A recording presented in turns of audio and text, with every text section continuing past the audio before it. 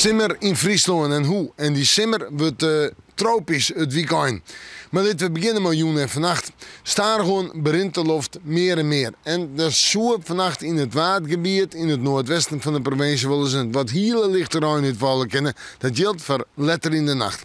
En verder is een temperatuur tussen de 14 en de 17 graden. De wind die ziekt het zuiden op, zuidoosten. En die is zwak, krijgt 1 en 2. En dan zetten we terug naar Monudai. Dat wordt een dag met eerst bewolking. Misschien nog wat hele lichte ruim in de tweede maand of in het eerste pad van de maand in het waardgebied en het noordwesten van de provincie. Maar dat stelt net volop voor. Van hetzelfde geld kan het zelfs droog blijven. In de midden breekt de zin meer en meer terug. En we hebben het al over een simmerse dag met zo'n 24 tot 26 graden.